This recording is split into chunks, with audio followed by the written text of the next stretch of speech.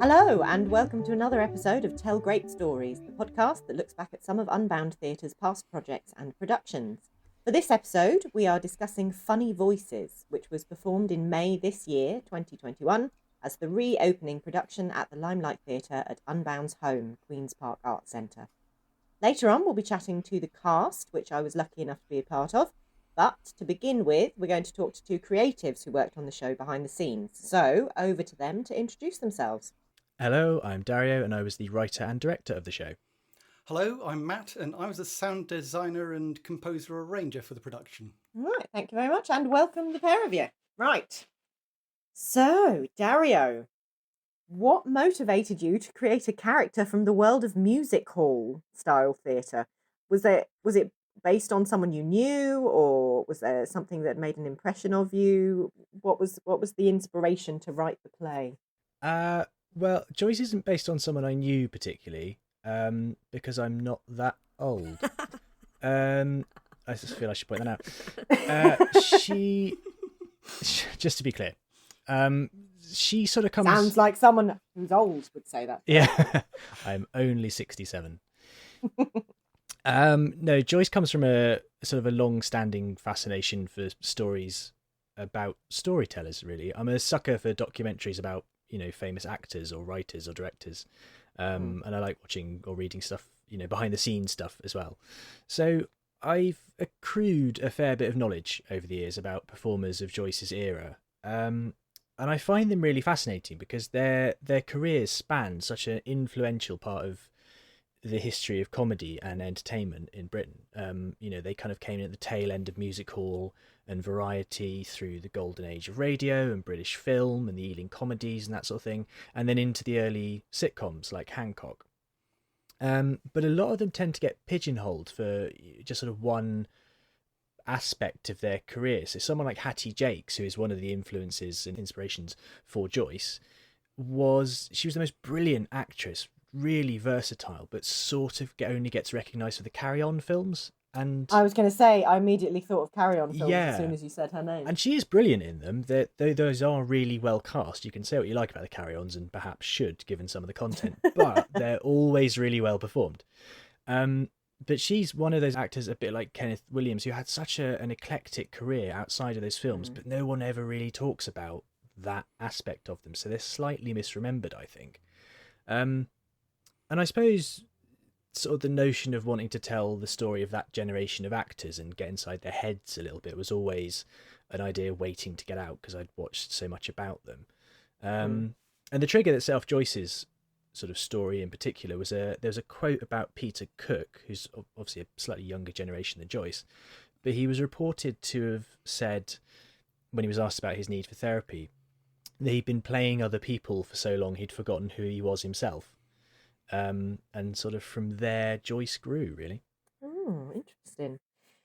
Now, Matt, talk us through, because you did all the sound and all the bits and pieces for us. So can you talk us through your first reaction to the script when joining the project as composer and sound designer? What appealed most to you about it? Well, I'm starting to learn by now that whenever Dario asks me to just put a couple of songs and some sound effects together for a show, that's always a vast underrepresentation of what it's going to be. And this was no exception. I mean, oh no, he's on to me.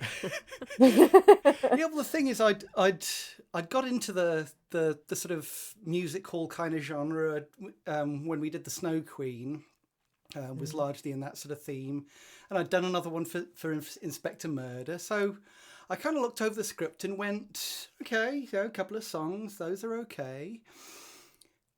Ooh, we've got canned laughter.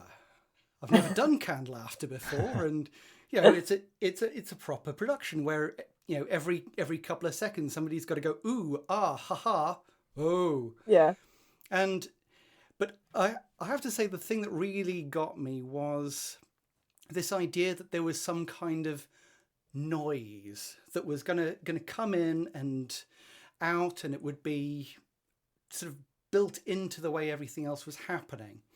And in times it had to be insistent, or it had to blot everything else out, or otherwise it was sort of on the edge of hearing.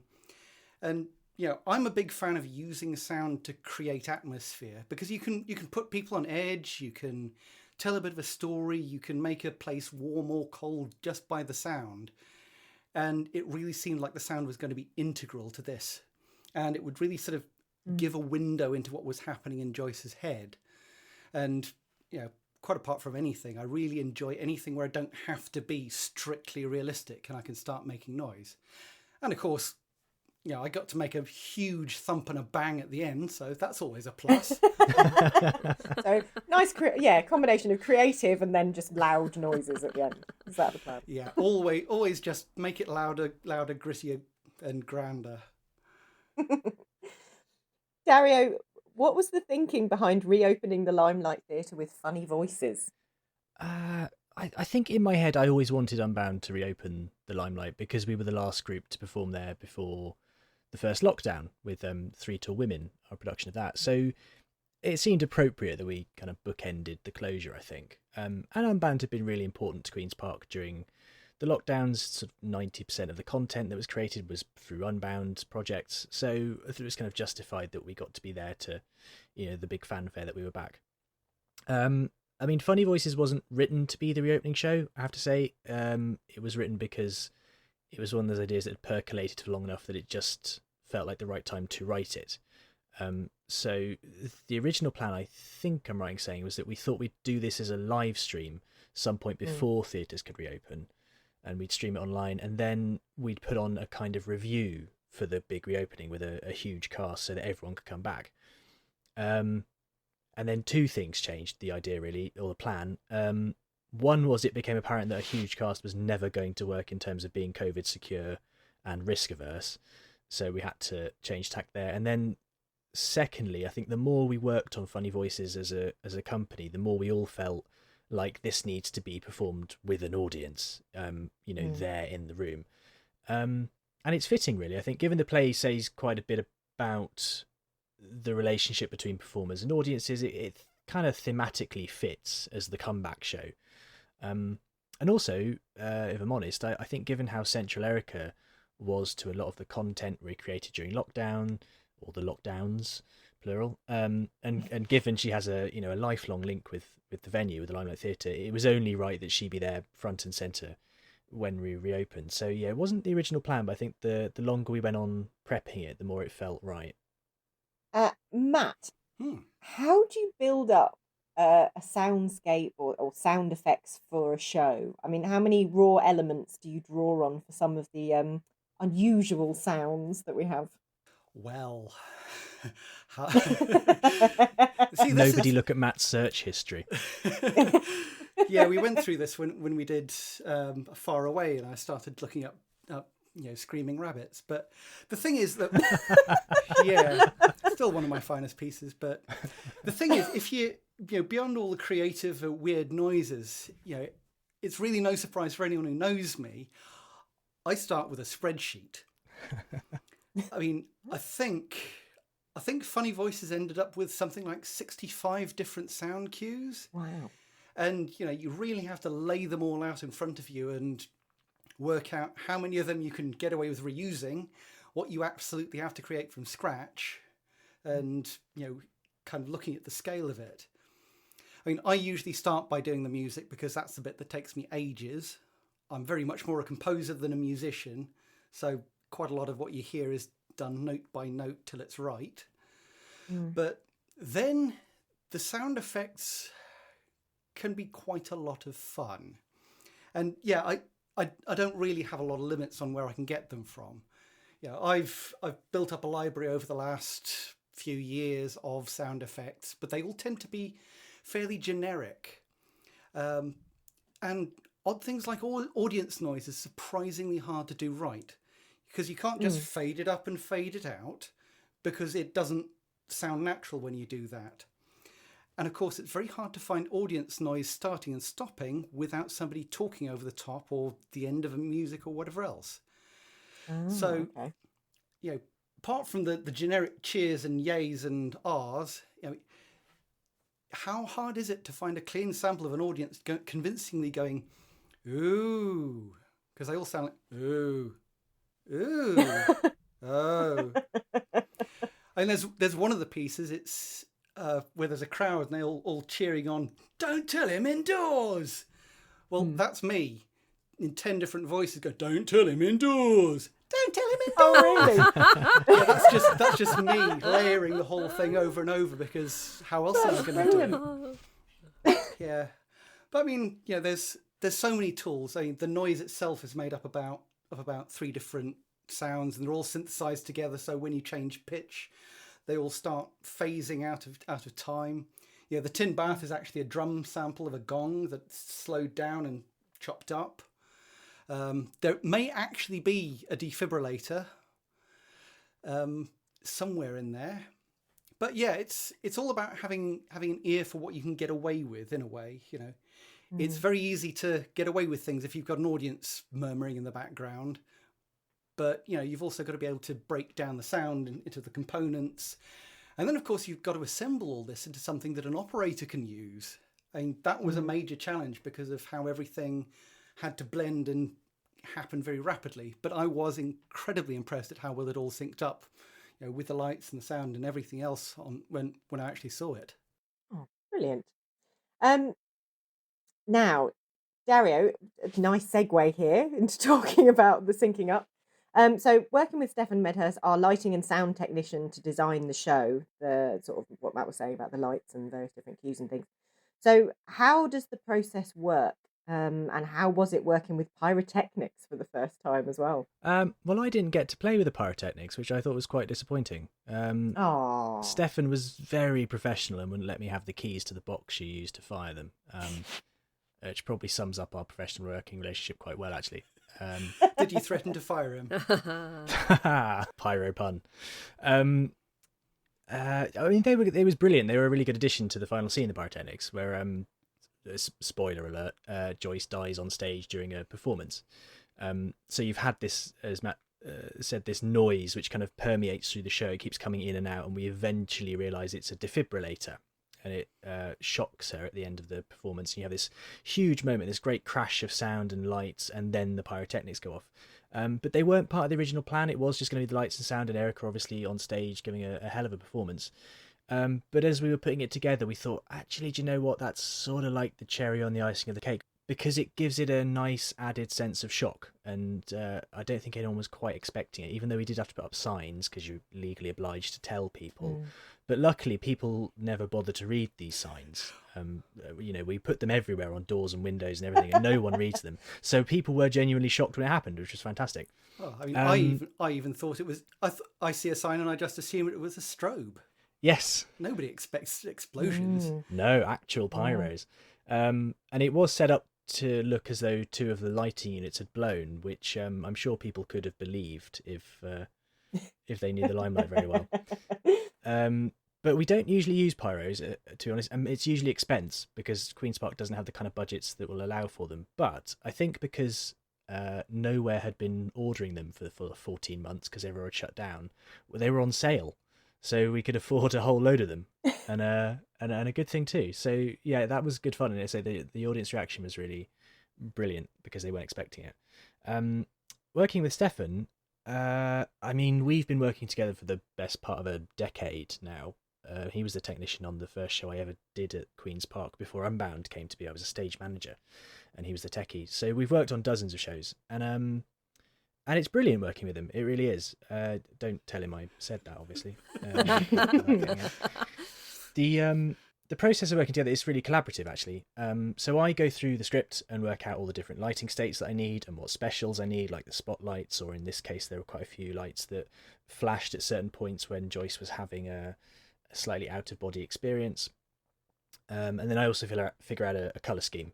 So yeah, we get together and we go through it pretty much page by page, going through each cue. And what's nice is that because we've worked together for so long now, is that we obviously have a shorthand of working together, and it's really collaborative. So Stefan is brilliant at translating my ideas into practical setups. And I mean, in the last sort of 8 years, I don't think I've ever made one suggestion that he's not been able to make happen.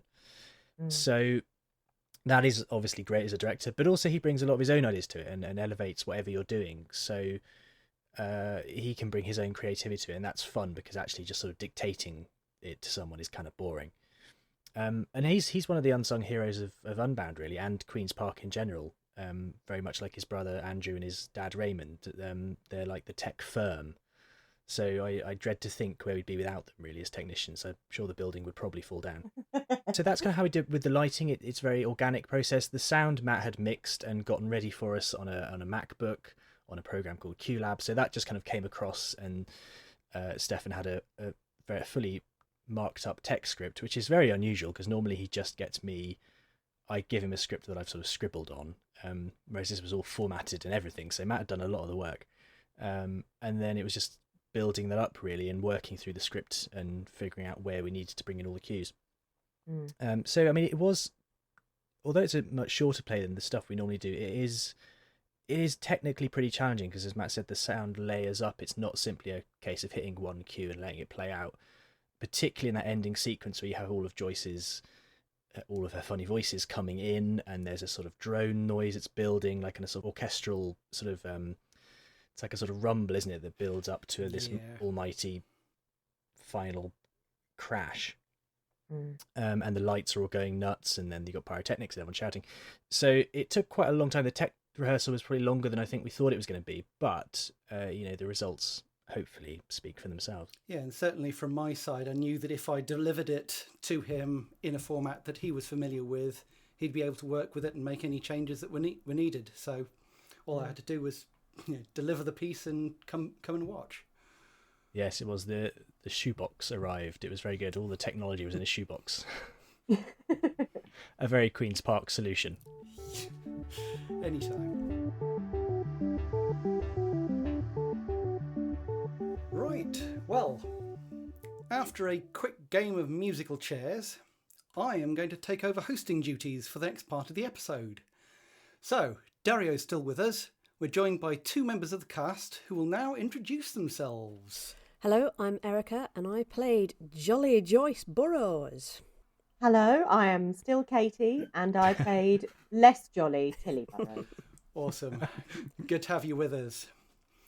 Right, back to you, Dario. Funny Voices originally began life as somewhat of a different project, as we've heard. I mean, how did the first version of the story come to be? Erika, what did you think of the monologue when you first received the script? So, as you say, it sort of first arrived as a monologue. I mean, the very first ideas I had about the character who became Joyce, she didn't have a name to start with, they were always, it was always a theatrical idea. It was always the idea that this would be a play, and it would make a good concept for a play. The idea of this character who's been an entertainer so long she's, lost herself, was always a theatrical idea since I first started coming up with it, which was, I think, right at the start of 2020. I think it was January that year. But then we ended up having rather a lot to do after March the 23rd, so I didn't do a lot with the idea, and it went on to the fabled "one day I'll revisit this" pile. Then a few months later, Erika asked me to write her a monologue for, it was the Ragged Foils podcast, I think. And it was a thank you on my part, really, for all the work she'd done for the first Professor Chronomia audiobook and lots of other Unbound projects like the Sonnets, bringing in new actors. And the first script that I came up with, Erika actually managed to sell to a completely different podcast. So I owed her two favours. And I thought, well, I should still write something for this Ragged Foils project. At which point Joyce came to mind again, because it was something that would work really well on audio if you had her giving a monologue, and it's basically a condensed version of the play, but focusing on her career rather than her family relationship. So all of the same story beats about her life on stage and then radio and film and television, and the characters that she meets, they're all there in the play and they're all there in the monologue. And it worked for audio because you could have so many different accents and things. So it's a perfect audio concept. And yeah, eventually it kind of, as I said before, one of those projects that once had started writing it and done it as a monologue, it then was sort of crying out to be expanded into a full play, which is what the original idea was. Yeah. And so when you received that, Erika, what was your reaction? It was a complete gift as an actor. Like I say, lockdown was happening, and I was trying to get myself involved, as a lot of actors were at the time, desperately trying to get myself involved with as many audio projects and as many audio companies as possible. And when I read it, it was just a beautiful gift. I mean, the script was written just straight like one-shot piece, and as I'm going through it, she's talking about all of the people that she's met in her career, and I just thought, oh my god, I can do different accents. I can show myself off as an actor here.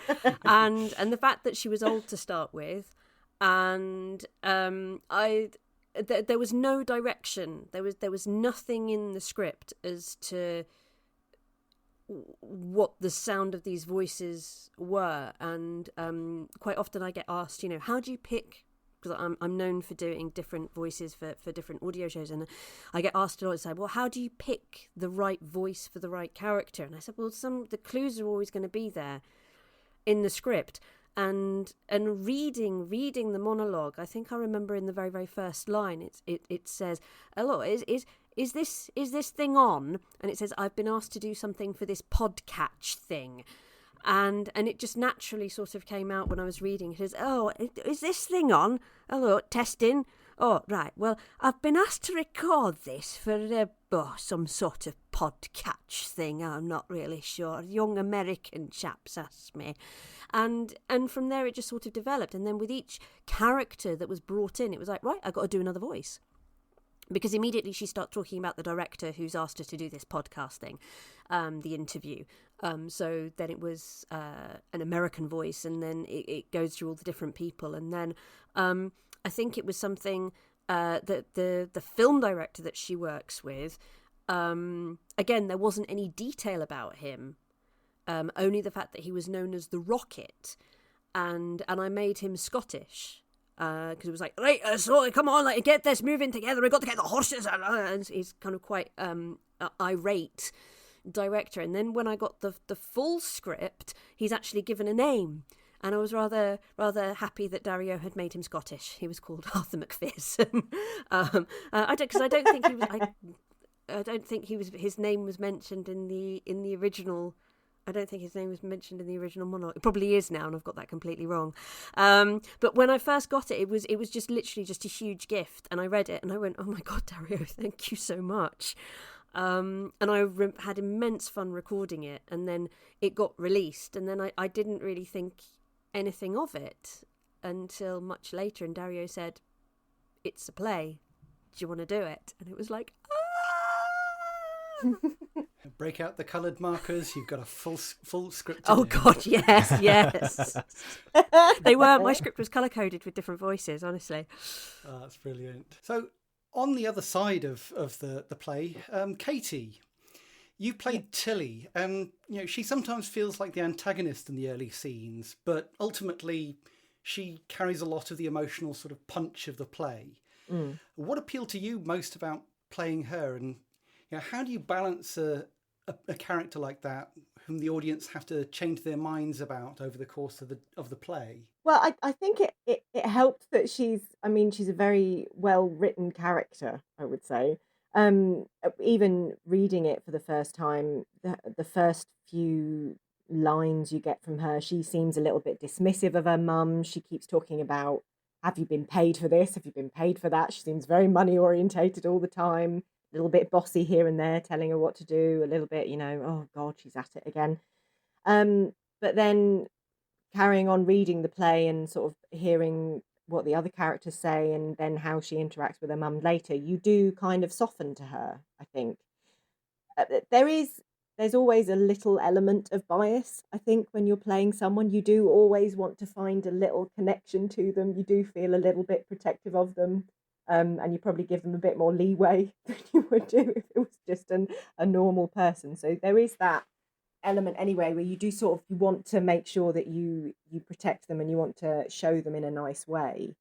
But it's making sure that you don't overprotect them and don't sort of act like she's absolutely fine all the way through, because then it's not really realistic. You're kind of giving away the ending to it, really. But I mean, she does that moment that Dario wrote where she shows herself to be quite vulnerable.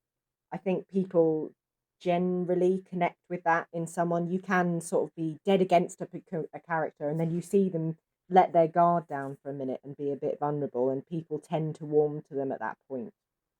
So just having that in there, I think that kind of helped make her sort of more of a well-rounded character. And I mean, sort of, it sounds really soppy as well, but one of the things that attracted me as well was working with Erika, because because Erika's amazing, and we kept being cast in things and we never quite got to do anything. We kept being cast opposite. We did this audio thing of Lady Windermere's fan, and we had this, this emotional scene, and it was great, and I loved it, and we didn't get to do it, and I was really frustrated. I was like, oh, that would have been so good. So yeah, that was part of it as well, sort of reading it and thinking, oh, I finally get to, to actually act with Erika, because she's incredible. So yeah, that was part of it. But yeah, it was lovely. Oh, fabulous. Sounds like a great opportunity. Dario, it probably hasn't escaped anybody's notice that this had to be rehearsed and performed while under COVID restrictions. So, apart from just getting, being able to get people in the same room, what sort of working practices were you following? Was the play written with these sort of practical considerations in mind? It wasn't really written with that in mind. I think actually it was quite a nice coincidence that structurally I think that story can only really work as a series of two-handers, because you have Joyce telling her story in a very it's a very intimate way, really, so it needs to be one-to-one, and that goes back to the very original ideas I'd had pre-COVID, although I think the structure was quite different in the original notes. It was Joyce talking to a new agent and having to sort of fill him in about her career, rather than, as it ends up, it's her getting ready for a performance in her dressing room and people visiting her. But inherently, it's not an idea that needs a stage full of actors. So actually, by coincidence, it was already quite COVID friendly.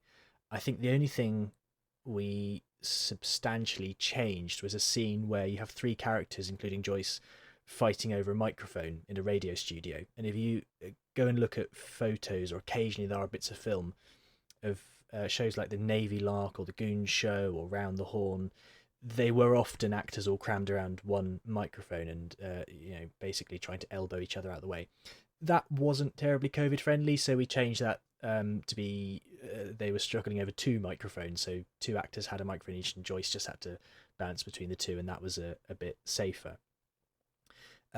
Otherwise, I think it was just a case of being careful to avoid physical contact, really, and it's actually only near the end of the play where that becomes a little trickier to negotiate, and I'm sure we'll talk about that in due course. In terms of the rehearsals and the process, we were all masked up, obviously. We were all taking lateral flow tests before each rehearsal, so nose swabs all round. We kept our 1 metre plus distancing, and again, it's only really near the end of the play where we were getting close to breaking that. But then if you look at what some other theatre companies were doing at the same time, I have to say I think we were very responsible. I've seen all sorts of clips of professional companies doing acrobatics and jumping on one another. So actually I think we were very, very restrained. So and obviously those things, we would rehearse obeying social distancing, and it would only be right at the end of the rehearsal process where we would break it, and it was only very fleeting moments. Obviously we weren't going to write a scene where two characters had to be nose to nose for any length of time. And then when we performed, we had a socially distanced audience, which was a little odd, but we kind of got used to it. The venue's capacity was reduced so that we, can make sure we weren't sort of crowding people in. We had all the doors and windows open. So it was a challenge. Naturally it was. It's a different way of working. But actually, I have to say, I think everyone approached it with a lot of humour, and that helps everyone collectively navigate a way through it. Because as long as you can have a laugh about it, you can cope with just about anything. Yeah, definitely. I mean, it's always challenging. But yeah, you mentioned earlier on that towards the end of things start getting closer. Erika and Katie, you both have a very emotional scene together at the end of the play. how did you find that, rehearsing that under the sort of restrictions that you had to obey? Well, I mean, we started off, originally we were doing all the rehearsals by Zoom. So it was fine. You know, we didn't get anywhere near each other. It was okay. You were just being emotional in your own house. Wasn't a problem. And then sort of when we did start rehearsing in person, there were a couple of moments, I think, where it was kind of like, how close can I get? Because in the scene, for anyone who hasn't seen it, sort of, you know, the two characters get quite emotional. And most people, when they get emotional, you do kind of want to touch them or hug them or comfort them or something like that. And obviously we couldn't do that. So we kind of had to find a different way to show that connection. And I think in my head, I was kind of resorted to that very sort of British mustn't show too much fuss. You know, that sort of like northern. Yeah. Oh no, we mustn't bother people. No, got to keep it in. And so I kind of, instead of I can't touch you because it's COVID, it's more a case of, well, you know, we just don't really do that sort of thing. And funny enough, the Lady Windermere's fan comes over us again, because in that emotional scene, I remember distinctly there's a stage direction in the Oscar Wilde script, which is where spoiler, mother and daughter are emoting over each other, and there's actually a stage direction that says she wants to hug but can't. And having done Lady Windermere's fan, I remembered that, and it was like, this is how we've got to play it. And there was a lot of kind of, I was sitting on the chair, you were kneeling, sobbing your eyes out, and just that kind of, there's a move that I do, which is just an ever so slight lean, and my hand moves over the back of the chair towards you, but doesn't go any further. And there was one bit, it was either in rehearsal or performance, do you remember this, Katie, where you put your hand up onto the chair next to mine, and then we both sort of froze and looked at each other and went, oh my God, our hands are nearly touching. What do we do? And then the alarm went off. But there was that kind of like moment where we just sort of like froze. But yeah, there was that emotional, there was that physical distance, but I think we still managed to get that emotional connection. And I think the loveliest thing that I remember about that scene is that we've both been holding in all of these emotions for so long as characters, and at the end, you know, you've got your tears and you're sitting there, and I'm sitting there watching you, wait for you to kind of get it back together and calm down. And then there was just a moment where you just raised your head and looked at me, and we both kind of had that little half chuckle and smile. And that awkward when people have been upset and you go, yeah, oh, we're okay now. Are we okay? Do we move on now? And we both kind of had that. We both had that shared look. And I suppose for me, that was like the equivalent of the hug, if you like, because we both looked at each other and it was like, right, and then it's back to business. Let's get on. I'll get you ready. Yeah. And it was like, yes, come on then. And that was it. And that was lovely. In fact, the closest you probably did get was where you helped me put my costume on. I remember often sort of doing things like grabbing my dress and things, but lots of kind of things to go, I'm fighting against holds of like showing emotion, because it's not the dumb thing, which I'm holding it together here.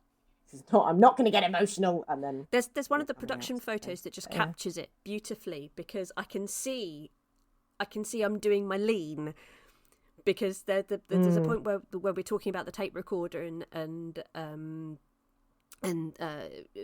Dad and everything, and then when it goes into it, and there's a moment where you're kind of talking about it, and I just leant forward ever so slightly, and Dario captured it in one of the production photos. I think it's one of my favourite photos, and it's of you and I together. It's lovely, and yes, it's lovely being able to work with you too. Oh, thank you. Together apart. Oh, the feels. Dario needs to write something now where, you know, we can do something else together now. Yes. Yeah. Well, what next? Well, next we need a 30 person group musical number all on stage together. But be British and emotionally distanced about it. Yes. Not enjoying it at all. The occasional cut. All right. Well, talking of stage, Erika, as Joyce, you're on stage entirely the way through the entire production, from before the curtain right the way through to the end. And that's got songs and lots of physicality and going through the whole emotional range. I mean, how do you approach a project like this and maintain your stamina all the way through the production? Oh, yes, that's a bigger question. Yes, stamina, I think, is the key, and being able to pace yourself, to know the show inside out, so that you know where you need to place your energy. Because it's very tiring playing someone elderly as well. Because I was playing someone who's 76. So there's a different physicality there from my own very youthful appearance, I should say. Don't worry, I've got a portrait somewhere in an attic. So playing with that with the physicality and the control of that. So I had to, hunching myself over slightly, the shuffling of the feet, the very deliberate way that she would grab onto things sometimes or pick things up. Like there was an occasional shake of her hands, sometimes to do with the natural nerves that she had before her own show. So there were all of these things that I was putting into the performance that had to be very, very, obviously appear spontaneous and natural as possible, but they were all very, very deliberate choices from an actor's point of view. And so I had different ways of playing her. And I remember asking Dario, so I could try and get the delineation in my own head, is that when she is going sort of off on one in her own head, is that almost like a younger version of herself as she's reminiscing, as she's remembering. And Dario was sort of explaining to me that it was her own performance at that time, so she is in the present. But I think in also to help me with the performances, I kind of cheated that. Sorry, Dario. I kind of cheated that a little bit. And in my head, I pitched those moments where she is forward as playing herself with a younger energy. So, for example, when she does Cockney Carol or when she's doing After the Ball, I was able to have that sort of slightly younger edge that allowed me to be a bit more freer in my movements, which then allows me to be able to sing correctly. So I'm not, because as Joyce being older, there is a deliberate constriction in my chest, and the way in which she breathes is different as how I would do as a singer. So I did sort of cheat it slightly when I came to perform the songs, in the fact that when I stood downstage, I stood a bit more upright, I was a bit more expansive, and I allowed myself the breath in order to be able to sing, especially those high notes as well. Thanks, Matt. I didn't write it. And I even asked you to bring it down. And thank you very much for bringing the key down as well, because that allowed me to sing in character as well. That was another way of doing it, is also to keep the energy, is rather than seeing it beautifully spot on point in the original key in which it was written, we transposed it down slightly so that I could effectively sing in character and still sound like Joyce, but also sound good singing as well.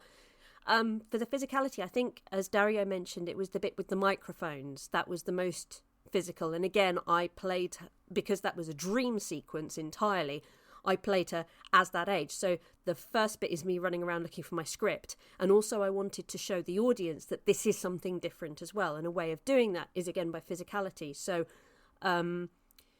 vocally and physically, I had different versions of Joyce in my head. So I had old Joyce, who behaved a certain way, had a certain breath, had a certain tone to her voice. And then I had young Joyce. Again, this is me highlighting my script in different ways. I had younger Joyce, whose range was ever so slightly higher, who was a bit more sprightly, a bit more cheeky, definitely, as well. So all of these things I kind of put into it. And I had to give myself, as an actor, almost like a mental map of where these placements were. And that's just Joyce. I was playing, I think I counted up, I was playing 20 characters as well, and taking on their voices and their physical tics that these characters and people that she'd met. Some were only flashes. You only get like one line of like a foreman from when she was a young girl working in a factory. and then others have their own sort of monologues themselves, as well as the characters that she's played. So you've got the actor playing the character. So you've got me as an actor playing their own character. So all of these little things I had to kind of break up inside my head and map on my script, and then the show as a whole needs to have that coherent flow. So as I'm moving through it, it's very natural for me to be able to switch and change from character to character to character, and it's not stilted, and it feels right, and that all of these characters are coming from a very organic place. So that's kind of how I had to look at it. How I got through it, I don't know. I just used to come off stage, and Katie would very kindly hand me a glass of water, and I would neck that, and it'd be like, oh my God, we got through it. And it felt so fast. It was so fast. Honestly, you talk about it being over an hour. It felt like it flashed through in the blink of an eye. It really, really did. And I think I allowed myself to on that final moment where I elegantly glided off stage after my beautiful death. That's kind of when I allowed everything to kind of relax and float, and everything that had been kind of weighing down on Joyce was gone. So I was able to kind of do that again, kind of revert to this sort of free spirit, if you like. But yeah, it was a lot of discipline, I think, in order to maintain that. But as I say, at the same time, trying to maintain the spontaneity of it, that these characters, she's literally just plucking out of her head and out of her memory, and because she is so good at what she does, she's able to turn it on and off just like that. So that's my very, very long-winded actors. And next week on In the Actor Studio with Erika. Yeah, well, I think you've earned your glass of gin. I've got some whiskey, don't worry.